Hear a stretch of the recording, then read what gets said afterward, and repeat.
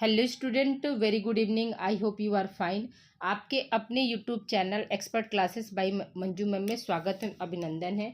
Student, आप लोगों को सर्वप्रथम हैप्पी देव दीपावली। आज कार्तिक महीने का आखिरी दिन है जिसे हम देव दीपावली के रूप में मनाते हैं। और मेरी बहुत से बच्चियां जो है कार्तिक पूजन रही होंगी। वो आज क्या है, गंगा स्नान करके सत्यनारायण भगवान जी का कथा सुनकर अपना मतलब उज्जवल भविष्य के लिए प्रार्थना की होंगी कि मेरा भविष्य उज्जवल हो। तो मेरी भी यही मनोकामना है आप लोगों के प्रति कि आप लोगों का जो भी सपना है, जो भी मंजिल है, आप लोग सहजता से पा सके, उसमें कोई भी मतलब रुकावट ना हो। बाबा विश्वनाथ की कृपा आप लोगों पर सदैव बनी रहे। तो आइए स्टूडेंट, आज बहुत से बच्चों का मैसेज आ रहा था कि मैम मिड टर्म परीक्षा क्या होती है, ठीक है, या मिड टर्म से संबंधित हम लोगों को एक मॉडल पेपर आप दे दीजिए। तो आज मैं आप लोगों के लिए मिड टर्म परीक्षा 2024 जो कि आप लोगों का एग्ज़ाम जैसे बहुत से कॉलेजेस में अब स्टार्ट हो गया होगा, या बहुत से कॉलेज में हो सकता है कि 1-2 दिसंबर से स्टार्ट हो।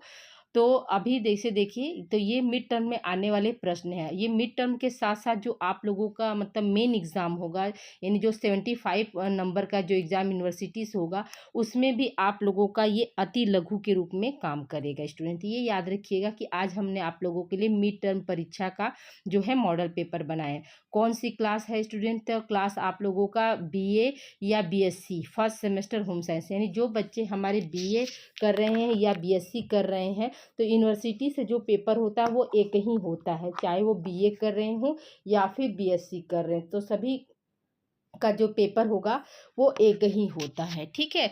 आइए अब आगे देखिए, पेपर का नाम क्या है स्टूडेंट? तो आप लोग पेपर का नाम भी याद रखिएगा कि पेपर का नाम है आप लोगों का fundamentals of nutrition and human development, और हिंदी में इसको हम क्या बोलते हैं? पोषण के मूल तत्व एवं मानव विकास, ठीक है। हिंदी में इसका क्या नाम है? पोषण के मूल तत्व एवं मानव विकास। मिड टर्म परीक्षा 2024 का है। अब देखिए, अब प्रश्न हम स्टार्ट करते हैं स्टूडेंट, ठीक है। ये आपका एक ही मॉडल पेपर में आप लोगों को मिड टर्म के सारे क्वेश्चन मिल जाएंगे स्टूडेंट, ठीक है।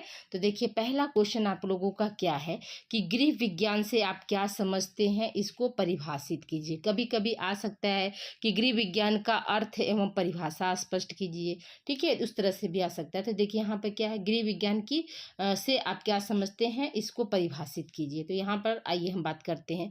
तो यहाँ है कि गृह विज्ञान का संबंध घर में रहने वाले सभी लोगों के स्वास्थ्य एवं उनकी खुशी से संबंधित है, ठीक है। गृह विज्ञान का जो मतलब संबंध किससे है, तो घर और घर में रहने वाले जितने भी सदस्य होते हैं उनके मतलब हेल्थ से संबंधित है, और वो मतलब खुश हैं कि नहीं, इससे संबंधित होता।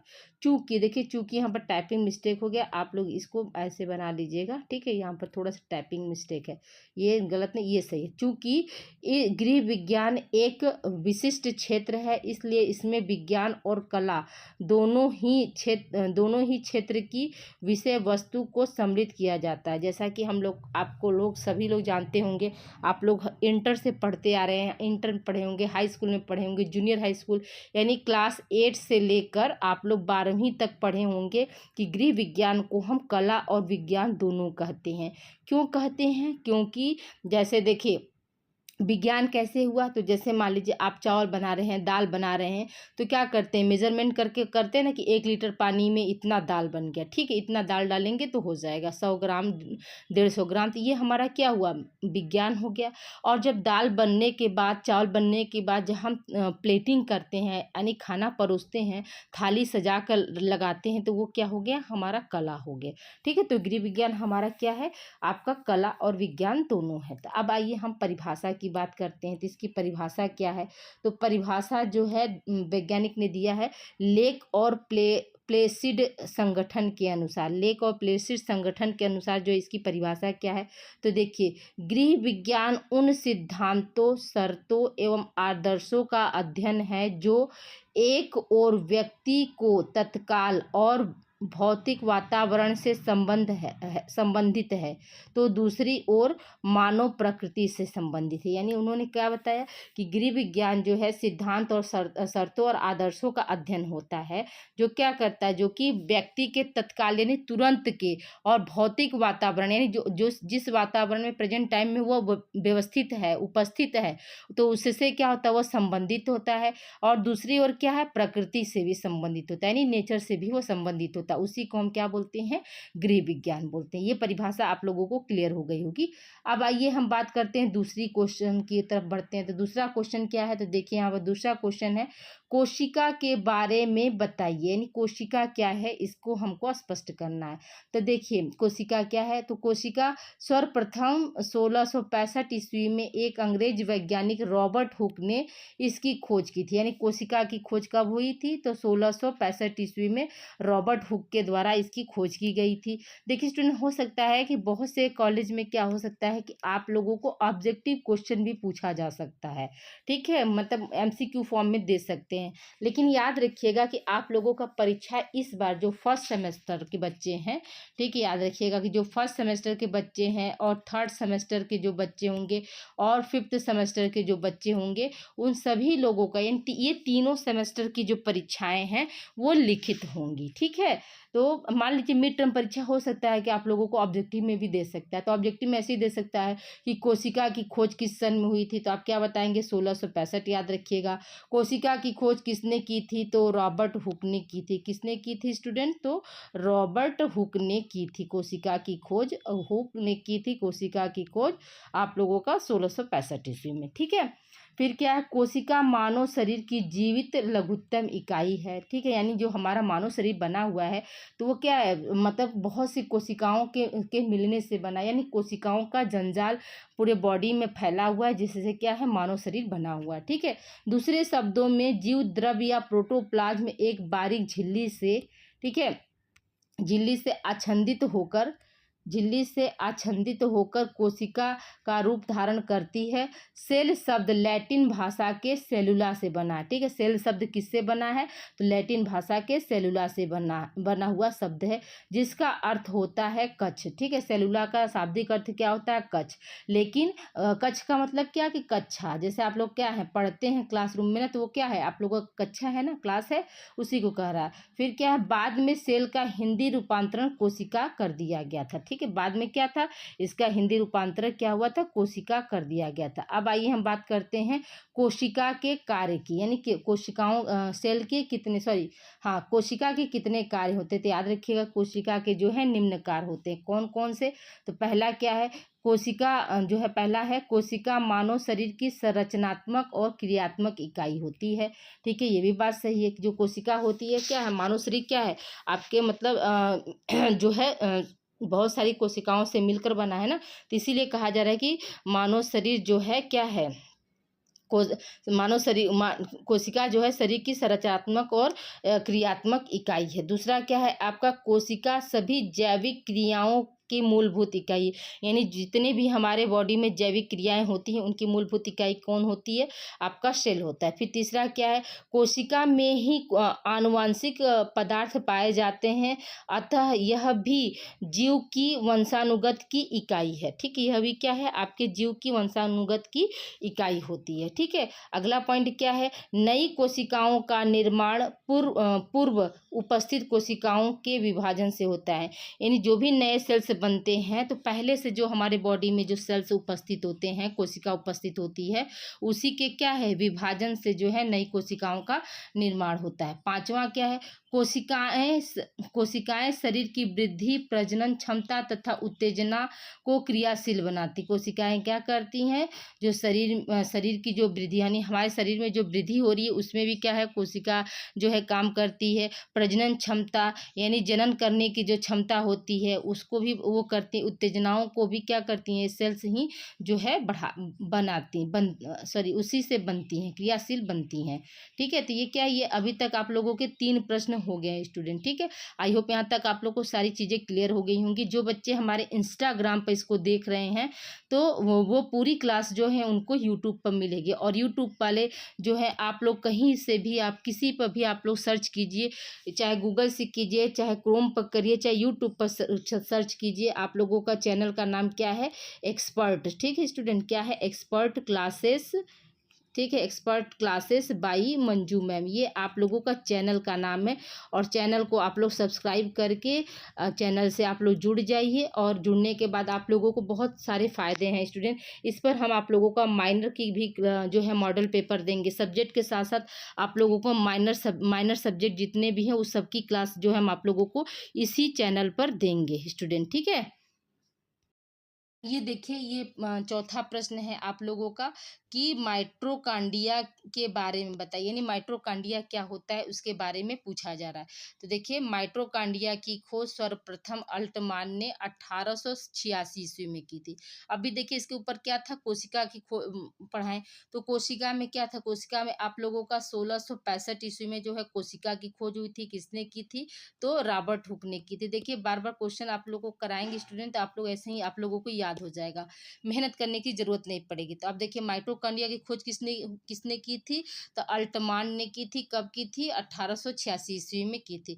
माइटोकॉन्ड्रिया वसा तथा प्रोटीन का बना होता है। माइटोकॉन्ड्रिया किसका बना होता है, तो वसा और प्रोटीन का बना होता है, जिसमें 65 से 75% जो है प्रोटीन होता है, और 25% फास्फोलिपिड होता है, और 0.5% जो है राइबोन्यूक्लिक अम्ल यानी आरएनए होता है। ठीक है, माइटोकॉन्ड्रिया को ही शक्ति गृह कहा जाता है स्टूडेंट। ठीक है, यहाँ पे देखिए थोड़ा सा जो है टाइपिंग मिस्टेक है, ग्रह लिखा गया है, ये गृह होगा जो है। ठीक है, याद रखिएगा क्या कहते हैं, माइटोकॉन्ड्रिया को हम क्या बोलते हैं, ग्रह न बोलकर यहाँ पर शक्ति गृह यानी ऊर्जा का घर बोलते हैं। शक्ति गृह यानी पावर हाउस भी कहा जाता है, या ऊर्जा गृह भी कहा जाता है। ठीक है, ये हो गया क्या, आपका माइटोकॉन्ड्रिया के बारे में। अगले प्रश्न की ओर बढ़ते हैं स्टूडेंट। अगला प्रश्न हमारा क्या कह रहा है, ये मोस्ट इंपॉर्टेंट है, आपका कोशिका हो गया। ठीक है, पाचन तंत्र के अंगों के नाम बताइए। तो ये आपके फाइनल एग्जाम में भी आते हैं, इस तरह से आप लोगों को मिड टर्म में भी पूछा जा सकता है। ठीक है, तो पाचन तंत्र के अंगों के नाम क्या क्या है, तो पहला याद रखिएगा मुंह होता है, दूसरा क्या है, ग्रसनी है, तीसरा आमाशय, चौथा छोटी आंत, और पांचवा है आप लोगों का बड़ी आंत। ये यानी पाचन तंत्र के जो है मुख्य अंग यही है। और फिर सहायक अंग भी होते हैं, तो जिसमें आप लोगों का स्प्लीन हो जाएगा, यकृत हो जाएगा, ये सब क्या, सब आपके सहायक अंग, लेकिन मुख्य अंग में यही 5 अंग आते हैं, इसको आप लोग याद कर लीजिएगा। अगले प्रश्न की ओर बढ़ते हैं स्टूडेंट। अगला प्रश्न हमारा क्या है, रक्त परिसंचरण तंत्र के अंग बताइए, यानी ब्लड सर्कुलेशन में कौन कौन से अंग जो है सहायक होते हैं उसका नाम पूछ रहा है। तो याद रखिएगा कि इस तंत्र के 4 अंग होते हैं। इस तंत्र यानी रक्त परिसंचरण तंत्र के कितने हैं, 4 अंग है। पहला क्या है, हृदय है, दूसरा है धमनी, तीसरा है शिराएं, चौथा है केशिकाएं। ठीक है, हार्ट, ठीक है, हार्ट हो गया, आर्टरीज हो गया, वेंस हो गए, और कैपिलरीज हो गया। ठीक है, हार्ट, आर्टरीज, वेंस और कैपिलरीज, इंग्लिश में इसको ये कहते हैं। ठीक है, अगले प्रश्न की ओर चलते हैं। अगला प्रश्न हमारा क्या कह रहा है, प्रोटीन के कार्य बताइए, प्रोटीन क्या क्या कार्य करता है। तो देखिए प्रोटीन के निम्न कार्य होते हैं। पहला क्या है, शरीर निर्माणक कार्य, यानी हमारे शरीर को बनाने में प्रोटीन अहम भूमिका निभाता है, इसलिए इसको हम क्या बोलते हैं, बॉडी बिल्डिंग के नाम से भी जानते हैं। किस नाम से जानते हैं, बॉडी बिल्डिंग के नाम से भी जानते हैं। ये लोग आप लोग जो है इसको भी नोट कर लीजिएगा। देखिए बॉडी बिल्डिंग, ये कुछ कुछ क्वेश्चन जो है प्रोटीन से संबंधित जो है आप लोगों का उसमें को करिकुलर में भी काम कर सकता है, कि बॉडी बिल्डिंग जो है किस पोषक आवश्यक तत्व को कहते हैं, तो हम क्या बताएंगे, प्रोटीन को कहते हैं। प्रोटीन क्या है, आपका एक आवश्यक पोषक तत्व है। ठीक है, क्या है, आवश्यक पोषक तत्व है स्टूडेंट। हमारे पोषक तत्व कितने, आवश्यक पोषक तत्व कितने हैं, तो याद रखिएगा कि 6 आवश्यक पोषक तत्व होते हैं। ठीक है, कितने हैं, तो 6 आवश्यक पोषक आपके तत्व होते हैं। कौन कौन से, तो देखिए यहाँ हम बता दे रहे हैं आपको। देखिए पहला है आपका प्रोटीन हो जाएगा। ठीक है, अरे एक मिनट, पहला आपका हो जाएगा, पहला हो गया प्रोटीन। ठीक है, प्रोटीन। ठीक है, दूसरा आपका हो गया कार्बोहाइड्रेट, या इसी को हम कार्बोज भी बोलते हैं, कार्बोहाइड्रेट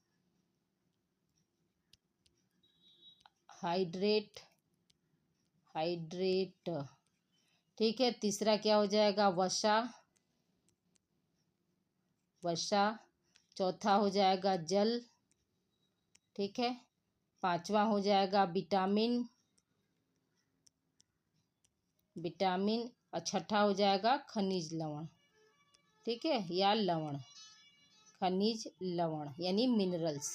ठीक है, तो ये क्या है, ये सब आवश्यक पोषक तत्व हैं। 6 तरह के जो आवश्यक पोषक तत्व होते हैं, इनका जो है हमारे बॉडी में जो है बहुत बड़ी भूमिका होती है। ठीक है, अब देखिए यहाँ पे क्या है, पहला कार्य तो हमने आपको बता दिया। दूसरा कार्य क्या है आपका, तो शरीर के टूट फूट के पुनर्निर्माण हेतु कार्य, यानी शरीर में जो है बराबर कंटिन्यू क्या होता है, कोशिकाओं की टूट फूट होती रहती है, तो उसको जो है निर्माण करने में, पुनर्निर्माण का मतलब कि दोबारा बनाने में भी क्या है, प्रोटीन सहायक होता है। फिर तीसरा क्या है, चोट लगने पर होने वाले रक्त प्रवाह को रोकने में सहायक, यानी जो चोट लग जाती है तो बहुत हैवी ब्लीडिंग होने लगती है, तो उसको रोकने में क्या करता है, प्रोटीन भी मदद करता है। फिर चौथा क्या है आपका, शरीर की क्रियाओं को नियमित रूप से चलाने में सहायक।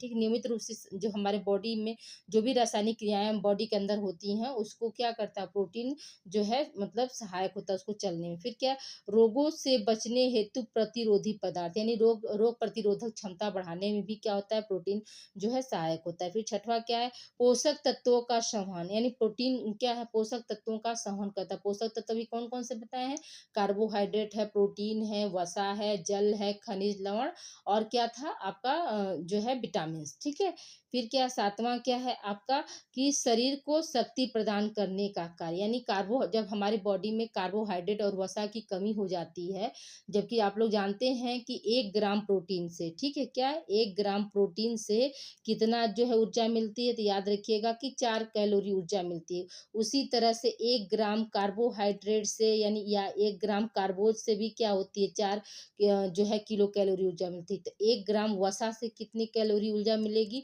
तो सभी लोग को याद होगा कि 9 किलो कैलोरी ऊर्जा मिलती है। ठीक है, ये सब क्या है, सब आप लोगों को हम यूट्यूब पर पहले से पढ़ा चुके हैं बच्चों। आप लोगों का जो को करिकुलर का जो है फर्स्ट पेपर आप लोगों का होगा फूड एंड न्यूट्रिशन, उसका 86 वीडियो आप लोगों का यूट्यूब पर पढ़ा है, जिसमें हम पूरा चैप्टर वाइज हम वहाँ पर पढ़ाए हैं। जो आप यहाँ पढ़ रहे हैं होम साइंस में, ये आपका 1 और 2 यूनिट जो है को करिकुलर से मैच करता है, तो वहाँ पर हमने डिटेल में बताया है। तो अगर आप लोग चैनल से जुड़े होंगे तो आप यूट्यूब के जरिए जो है अपनी तैयारी बेहतर कर सकते हैं। उधर होम साइंस की भी तैयारी आपकी हो जाएगी और प्लस को करिकुलर की भी तैयारी हो जाएगी। ठीक है, तो याद रखिएगा कि 1 ग्राम प्रोटीन से कितनी कैलोरी ऊर्जा मिलती है, तो 4 किलो कैलोरी, और 1 ग्राम कार्बोहाइड्रेट से भी आप लोगों को 4 किलो कैलोरी ऊर्जा मिलती है, और 1 ग्राम जो है वसा से जो है कितनी मिलती है स्टूडेंट, तो 9 किलो कैलोरी ऊर्जा मिलती है। ठीक है, यहाँ तक आप लोग को क्लियर हो गया होगा। अब आइए हम बात करते हैं कार्बोहाइड्रेट की। कार्बोहाइड्रेट के कार्य बताइए, तो याद रखिएगा कि कार्बोहाइड्रेट के भी कार्य क्या है, निम्न है। पहला कार्य क्या होता है, मोस्ट इंपॉर्टेंट उसका कार्य क्या है, शरीर को ऊर्जा देता है। नहीं, हमारा शरीर जो है इतना फुर्तीला होता है, हम हर कार्य को कैसे कर पाते हैं, तो जब हमारे पास एनर्जी है तभी तो हम कर पाएंगे। जैसे मोटर गाड़ी चलता है तो कैसे चलता है, फ्यूल से चलता है ना, डीजल से चलता है, पेट्रोल से चलता है। उसी तरह से हमारा शरीर अगर काम कर रहा है तो हमको एनर्जी कहाँ से मिल रही है, कार्बोहाइड्रेट कहाँ से हमको प्राप्त होता है, तो भोजन के जरिए हमें प्राप्त होता है।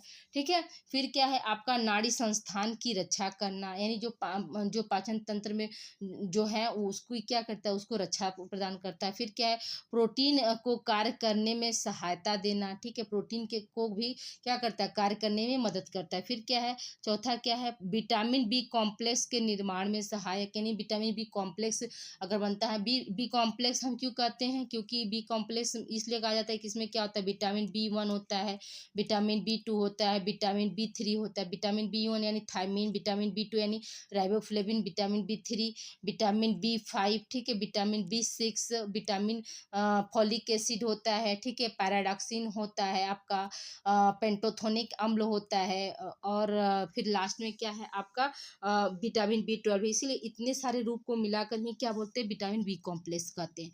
तो याद रखिएगा कि बी कॉम्प्लेक्स के निर्माण में क्या होता है, सहायक रासायनिक होता है। फिर पांचवा क्या है, अत्यधिक जैविक महत्व। ये सारे विटामिन को हमने आपको डिटेल में जो है यूट्यूब पर पढ़ा चुके स्टूडेंट, को करिकुलर वाले कोर्स में सब कुछ आपका है, ठीक है। तो आप लोग प्लीज़, अगर आज आप लोग पहली बार देख रहे हैं तो आप प्ले लिस्ट के जरिए सबसे नीचे में आप लोग जाइएगा, नीचे से तीसरी या चौथी वीडियो आप लोगों का जो है फूड एंड न्यूट्रिशन करके लिखा होगा स्टूडेंट, ठीक है। Food nutrition and hygiene, BA first year first semester, ऐसे करके है थंबनेल आपका बना होगा। आप वहीं से जाकर 86 वीडियो है, बार बार आप लोगों को समझा रहे, 86 वीडियो है, आप वहाँ से जाकर अपनी तैयारी जो है अच्छे से कर सकते हैं को करिकुलर की। आप लोग सीरीज बिल्कुल मत खरीदिएगा स्टूडेंट, को करिकुलर का सीरीज एकदम बिल्कुल मत खरीदिएगा। आप सिर्फ चैनल से ही को करिकुलर आप अच्छे से पढ़ सकते हैं, ठीक है। फिर क्या है आपका कैल्शियम अवशोषण में सहायक, यानी कैल्शियम का जो है एब्जॉर्प्शन कैसे होगा, तो आपका कार्बोहाइड्रेट की उपस्थिति में होता है। फिर क्या है, पाचन संस्थान को स्वस्थ रखने में, डाइजेस्टिव सिस्टम को क्या करता है, यह स्वस्थ रखने में जो है मदद होता है। फिर क्या है आपका अनेक गंभीर रोग से सुरक्षा, यानी विभिन्न प्रकार के गंभीर जो रोग होते हैं उनसे क्या है कार्बोहाइड्रेट जो है मदद करता है, सुरक्षित रखता है हमारे शरीर को। देखिए ये 8 ही पॉइंट है, बस आपको उतने ही में इसको आंसर को लिख देना है, ठीक है। अब आइए देखते हैं नवा प्रश्न हमारा क्या कह रहा है। नवा प्रश्न है विटामिन क्या है। तो विटामिन याद रखिएगा कि विटामिन एक सक्रिय रासायनिक तत्व होता है, जो कि मतलब हमारे बॉडी में जो है उसकी मतलब मात्रा तो सूक्ष्म होती है, लेकिन उसका रोल, उसका जो कार्य है वो बहुत बड़ा होता है, ठीक है। तो याद रखिएगा यहाँ पर, तो विटामिन शब्द 1912 ईस्वी में सर्वप्रथम फंक नामक वैज्ञानिक ने दिया था, ठीक है। फंक का पूरा नाम क्या है, कैसमीर, ठीक है स्टूडेंट, क्या नाम है, कैसमीर फंक। कैसमीर फंक ने जो है विटामिन की डिस्कवरी की थी, किस सन में की थी, तो 1912 ईस्वी में की थी। फिर क्या है, जीवन के लिए आवश्यक व सुरक्षात्मक तत्व होने के कारण इसका नाम क्या है, विटामिन दिया गया, ठीक है। जो है विटामिन क्या है, ये जीवन के लिए जो है सुरक्षात्मक और आवश्यक तत्व है ना, इसलिए इसका नाम विटामिन दिया गया है। विटामिन शब्द जो है वाइटल प्लस एमिन से मिलकर बना है, जिसका अर्थ, शाब्दिक अर्थ क्या होता है, जीवन देने वाला। विटामिन क्या है, मतलब विटामिन जो है जीवन देने वाला तत्व। आप ऐसे भी अपनी भाषा में भी लिखना चाहेंगे तो लिख सकते हैं कि सॉरी, आप अपनी भाषा में भी लिख सकते हैं कि विटामिन जो है जीवन देने वाला शब्द होता है, ठीक है। इसकी खोज 1912 ईस्वी में कैसमीर फंक नामक वैज्ञानिक थे, उन्होंने किया था। विटामिन जो है दो शब्दों से मिलकर बना है, वाइटल प्लस एमिन। वाइटल का मतलब होता है जीवन देना, और एमिन का मतलब होता है मतलब तत्व, ठीक है। तो ये सब आप अपनी भाषा में भी इस तरह से लिख सकते हैं, और ये लिखने का जो है तरीका भी हम आप लोगों को बताते चल रहे हैं कि इतना ही बस आप लोगों को लिखना और इसी तरह से लिखना है। फिर क्या है, विटामिन घुलनशीलता के आधार पर दो प्रकार के होते हैं। पहला क्या है आपका जल में घुलनशील विटामिन, दूसरा क्या है वसा में घुलनशील विटामिन। जल में घुलनशील विटामिन जो है वो कितने तरह के होते हैं, तो दो तरह के होते हैं, आपका विटामिन बी और विटामिन सी, ये क्या जल में घुलनशील विटामिन है। और आपका वसा में घुलनशील विटामिन कितने हैं, तो 4 हैं, तो ADE, K, ये हो गया। या इसको आप इस तरह से भी याद कर सकते हैं, जैसे कीड़ा शब्द से, ठीक है। इसको कीड़ा शब्द से वसा में घुलनशील विटामिन को हम कैसे याद कर सकते हैं, कीड़ा शब्द, यानी आपका क्या हो जाएगा, K हो जाएगा, E हो जाएगा, और D हो जाएगा, और A हो जाएगा, ठीक है। इसी को आप उलट देंगे तो ये क्या हो जाएगा, कीड़ा शब्द से आप वसा में घुलनशील विटामिन को याद कर सकते हैं। अब आइए हम देखते हैं 10वां क्वेश्चन। देखिए स्टूडेंट, आप लोग पढ़ रहे होंगे तो आप लोगों को क्या है, पार्ट ए बन होगा, ठीक है। यह क्या है, आप लोगों को कोर्स में जैसे टोटल क्या है 8 यूनिट आप लोगों को पढ़ना है, ठीक है। कितने यूनिट स्टूडेंट, 8 यूनिट आप लोगों को पढ़ना है, जिसमें से क्या होगा पार्ट ए, ठीक है। पार्ट ए जो होगा वो फूड और न्यूट्रिशन से है, ठीक है, पार्ट ए, या इसको पार्ट 1 दोनों भी कह सकते हैं। दूसरा होगा आपका पार्ट बी, ठीक है। तो पार्ट बी जो है आप लोगों का क्या है, ह्यूमन डेवलपमेंट, या इसी को हम पार्ट 2 भी कह सकते हैं। तो ह्यूमन डेवलपमेंट से, तो याद रखिएगा कि जो 5 क्वेश्चन या 6 क्वेश्चन जो भी बनेंगे तो आपके क्या है पार्ट 1 और पार्ट 2 दोनों को मिलाकर बनेंगे, ठीक है। तो अभी तक जो 9 क्वेश्चन थे वो आप लोगों के पार्ट 1 से थे या पार्ट ए से थे। अब जो है 10वां क्वेश्चन जो है आप लोगों का जो है पार्ट बी से है, ठीक है। देखिए अब आगे बात करते हैं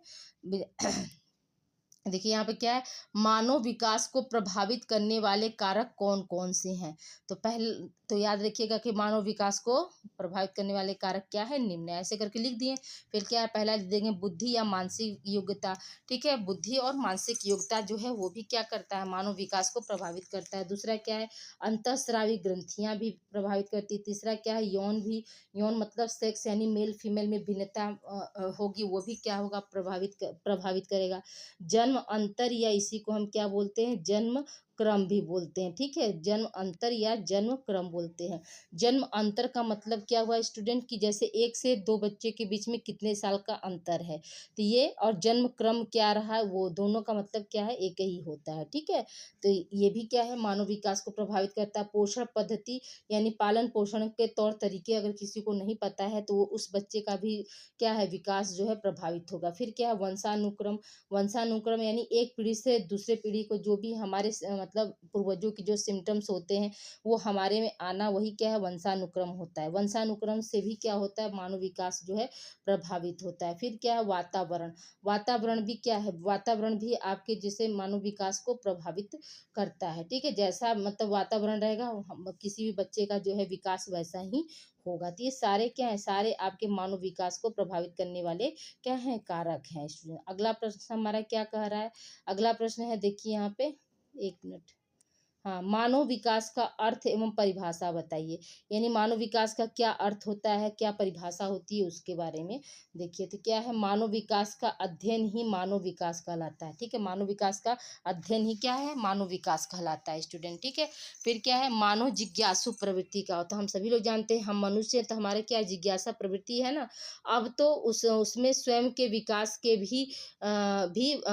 स्वयं के विकास में भी सोचना प्रारंभ कर दिया है। ठीक है, दैनिक जीवन में प्रत्येक मनुष्य का व्यवहार अलग अलग होता है अपने जीवन की विभिन्न अपने जीवन की विभिन्न परिस्थितियों में अलग अलग व्यक्ति भिन्न भिन्न तरीकों से प्रतिक्रियाएं व्यक्त करता है। ठीक है, तो आप क्या का मानव विकास क्या है, उसका अर्थ क्या होता है, तो मानव विकास का अध्ययन ही क्या कहलाता है, मानव विकास कहलाता है।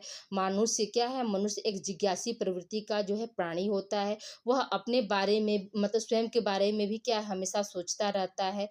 और आप देखते हैं दैनिक जीवन में सभी मनुष्यों का, जैसे हमारा व्यवहार आपका व्यवहार क्या है, अलग अलग होता है और अलग अलग तरीके से क्या करते हैं, हम प्रतिक्रिया करते हैं। यही क्या है, मानव विकास होता है। अब आइए देखिए, हम परिभाषा की बात करते हैं। तो डायना ई पैपलिया के अनुसार मानव विकास की परिभाषा क्या होती है। तो यहाँ पर है कि मानव विकास व्यक्ति कैसे मानव विकास व्यक्ति कैसे परिवर्तित होते हैं और लंबे समय तक वह इसी प्रकार कैसे बने रहते हैं का वैज्ञानिक अध्ययन करता है। यही क्या है, आप लोगों का मानव विकास है। यहाँ पर कॉमा रहेगा। ठीक है, तो याद रखिएगा कि डायना ई पैपलिया ने बताया कि मानव विकास जो है वो क्या है, व्यक्ति कैसे परिवर्तित होते हैं, यानी कैसे वो बदलते हैं, उनमें कैसे परिवर्तन आता है इस पर, तथा लंबे समय तक वह इसी रूप में कैसे वो बने रहते हैं का वैज्ञानिक अध्ययन यानी साइंटिफिक अध्ययन जो होता है वही क्या है, हमारा मानव विकास कहलाता है। ठीक है, यही आपकी परिभाषा है। अगले प्रश्न की ओर बढ़ते स्टूडेंट। अगला प्रश्न हमारा क्या कह रहा है कि बुद्धि नहीं, वृद्धि तथा विकास को परिभाषित कीजिए। या इसी प्रश्नों को अलग अलग कर सके अभी आ सकता है, तो हमने यहाँ पे एक ही में आप लोगों को दे दिया है कि वृद्धि जो है और विकास कैसे होता है। तो देखिए, वृद्धि का अर्थ क्या होता है, बढ़ना होता है। वृद्धि परिणात्मक परिवर्तन से संबंधित है, जैसे आकार में बढ़ना, संरचना में बढ़ना। जैसे क्या है, हमारे बालों का क्या हो रहा है, बाल हमारे क्या हो रहे हैं, बढ़ रहे हैं। ठीक है, नाखून क्या है, हमारे बढ़ रहे हैं। तो ये क्या है, ये वृद्धि है। ठीक है, फिर क्या है, वृद्धि केवल परिपक्वता तक होती है, जबकि विकास क्या है, जीवन प्रयत्न चलने वाली। जैसे ही हम मैच्योर हो जाते हैं, वृद्धि क्या होती है, रुक जाती है। जैसे हमारे हाइट का बढ़ना, तो एक समय के बाद क्या होता है, हमारी हाइट रुक जाती है ना, बढ़ना बंद हो जाता है। लेकिन जो विकास है वो क्या, वो जीवन प्रयत्न चलता रहता है। ठीक है, तो यही विकास है। तो अब देखिए, वृद्धि की परिभाषा जो है हरलॉक के अनुसार क्या है, हरलॉक पर ही चंद्र बिंदु रहेगा। ठीक है, तो देखिए यहाँ पर वृद्धि का परिभाषा उन्होंने क्या दिया कि वृद्धि मात्रात्मक परिवर्तनों आकार एवं संरचना में परिवर्तन का उल्लेख करती है। ठीक है, तो ये क्या है, हरलॉक का परिभाषा था। उन्होंने बताया कि जो वृद्धि होती है वो क्या है, मात्रात्मक परिवर्तनों, आकार एवं संरचना में परिवर्तन का उल्लेख करती, वही क्या है, हमारी वृद्धि है।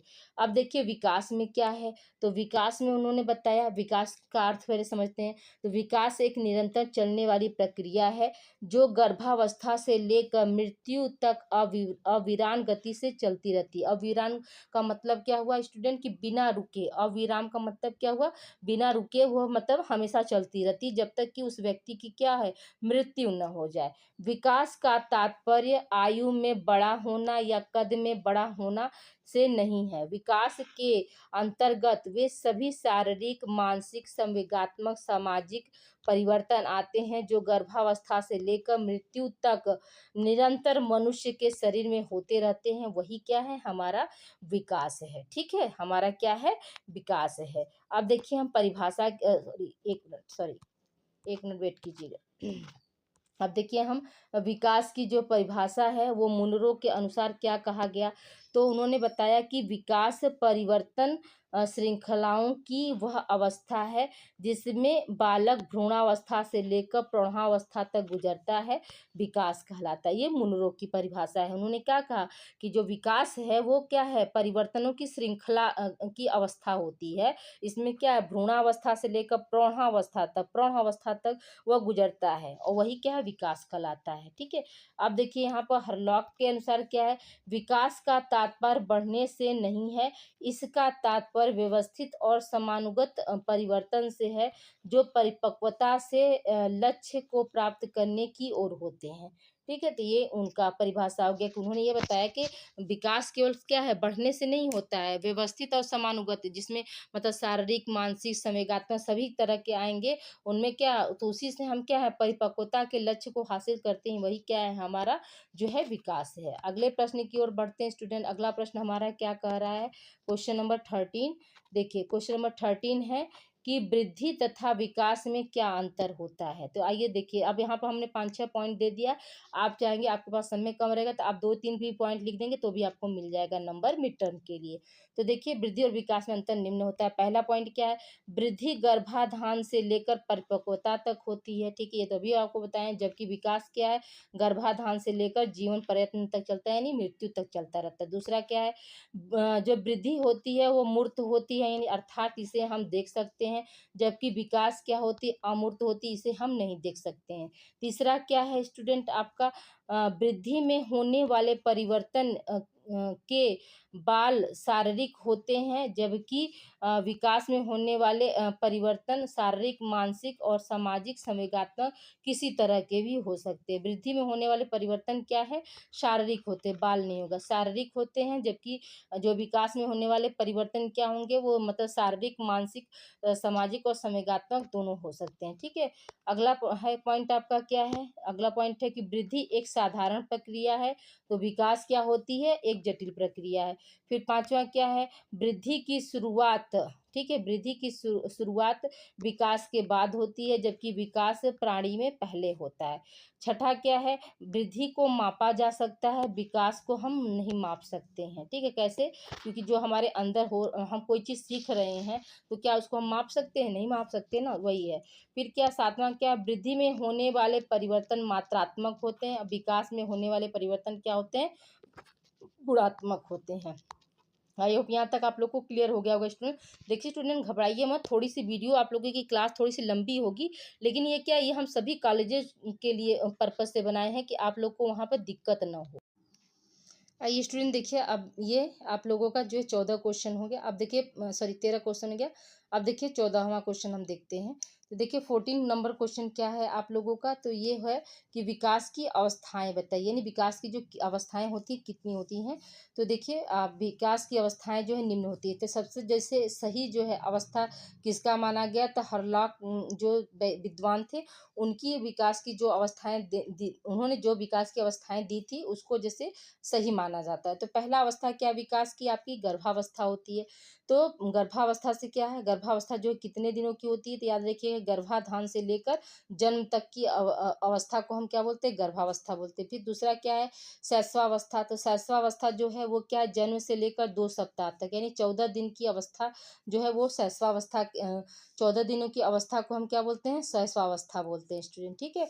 फिर क्या तीसरा क्या है, बचपन अवस्था या बचपनावस्था। तो ये क्या, तीसरे सप्ताह से लेकर 2 वर्ष तक की अवस्था होती है। चौथा क्या है, पूर्व बाल्यावस्था, यानी तीसरे वर्ष से लेकर 6 वर्ष तक की अवस्था को पूर्व बाल्यावस्था कहते हैं। उत्तर बाल्यावस्था 7वें वर्ष से लेकर 12 वर्ष तक की अवस्था को उत्तर बाल्यावस्था कहते हैं। वय संधि, वय संधि क्या है, 11 से 12 वर्ष से लेकर 13 से 14 वर्ष तक के बीच की जो अवधि होती है, समय होती है, वो क्या है, वय संधि कहलाती है, ठीक है। सातवां क्या है, पूर्व किशोरावस्था। 13 से लेकर 17 वर्ष तक की अवस्था को क्या है, जो है पूर्व किशोरावस्था कहते हैं। फिर क्या है आप लोगों का उत्तर किशोरावस्था।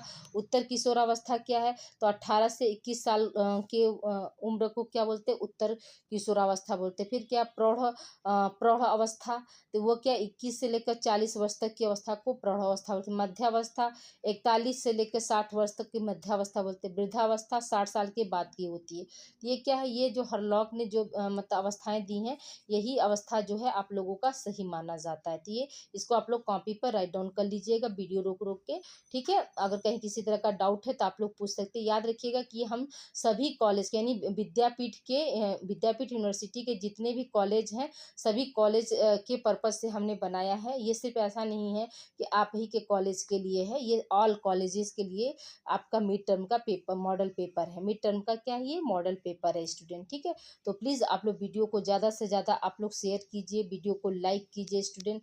और चैनल को अगर आप पहली बार देख रहे हैं तो आप लोग इसको जो है सब्सक्राइब कर दीजिए, जिससे कि क्या हो, आप लोगों को जितने भी मेरी जो है नोटिफिकेशन होगी आसानी से पहुँच। इस समय क्या है, आप लोगों के जो सीनियर्स हैं उनकी भी क्लास मैं इसी चैनल पर लगा रही हूँ, और आज आप लोगों की मैंने क्लास दी है मॉडल पेपर का। तो ये आप लोग ज़रूर आप लोग इसको देख लीजिएगा, ठीक है। मिलते हैं हम अगली क्लास में। आप लोगों का मेजर होम साइंस भी हम आप लोगों का तैयार कराएंगे, लेकिन अभी क्या है, अभी आप लोग के सीनियर्स की क्लास चल रही है। और को करिकुलर इसी चैनल पर आप लोगों को अवेलेबल है। माइनर हिंदी, माइनर समाजशास्त्र, ये सभी पेपर आप लोगों का यूट्यूब पर पहले से अवेलेबल है स्टूडेंट। तो प्लीज़ आप लोग अगर पहली बार देख रहे हैं तो चैनल को जरूर सब्सक्राइब करिए, वीडियो को अधिक से अधिक बच्चों को आप लोग सेंड करिए। ओके स्टूडेंट, मिलते हैं हम अभी अगली क्लास में। आप लोगों को फिर से हैप्पी देव दीपावली स्टूडेंट, और काशी विश्वनाथ जी की कृपा आप सभी पर बनी रहे। अपना ध्यान रखते हुए आप लोग अच्छे से, सिर्फ आप लोगों को पढ़ना है स्टूडेंट, और कहीं जाने की ज़रूरत नहीं है, ठीक है। मिलते हैं हम अगली क्लास में। Thank you for watching.